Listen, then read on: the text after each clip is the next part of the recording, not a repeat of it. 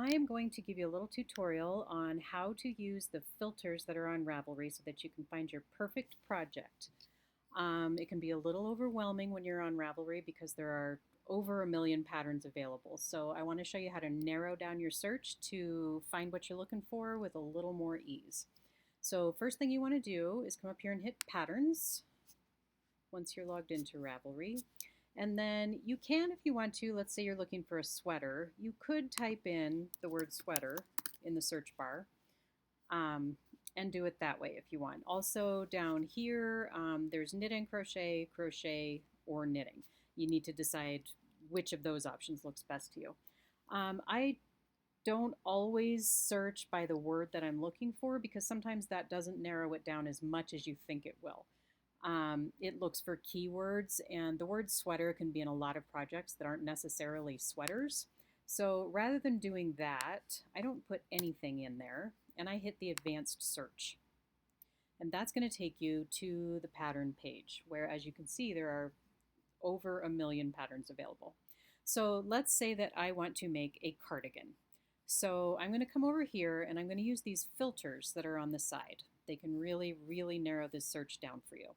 So first thing we are going to do is I'm going to look for a knitted cardigan. So I'm going to hit knitting. That just cut us down to 784,000. So that's a great search. If you know what yarn weight you want to use, like let's say you have some worsted weight yarn. Okay, so now we're down to 119,000 from over a million. You can decide, let's see, let me go down here to category. Okay, so I want to make a sweater. I'm going to hit clothing, and then I'm going to scroll down here to sweater, and I want to make a cardigan, so I'm going to hit cardigan. Okay, now we're down to 9,000. So once we've decided that, if you know what yarn weight you want to use, you can look for that. Where the heck's the yarn weight? Okay, we did worsted. All right, you can also use filters for different fabric characteristics, like over here, if you want color work, if you want to look in this fabric characteristics tab, let's say you want to make a cabled sweater, let's look for a cabled cardigan. Now we're down to 1,700.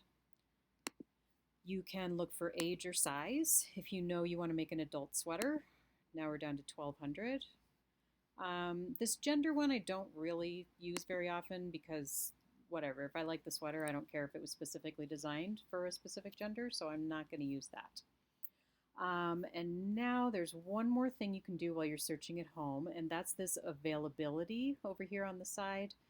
You can look for free patterns, you can look for purchase online patterns, and you can look for Ravelry download patterns. You want to check those in particular because if you didn't just tell the website which ones you wanted, you might come up with one that's the best sweater you've ever seen in your life, but it's one that you can only purchase in print. And that could be in a magazine from 50 years ago that nobody can get anymore. It just might break your heart. So make sure you click on the availability over here to be sure you can get the pattern that you want. So now from over a million patterns, I'm down to 788.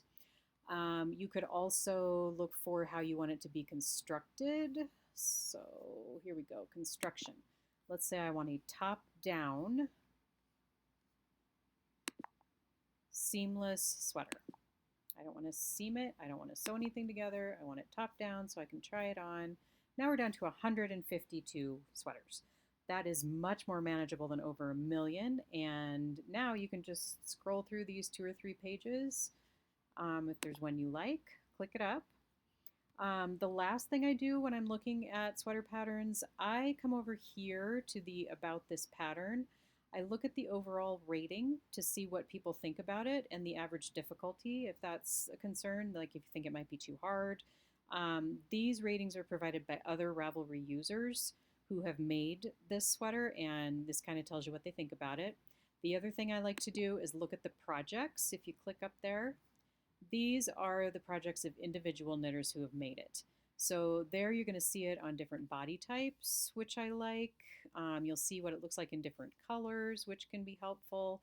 You can also look at the pattern notes. If anybody left notes, let's just see here, some notes. Sometimes you'll get some really good information from those notes, like if there was one tricky part that somebody has a hack for.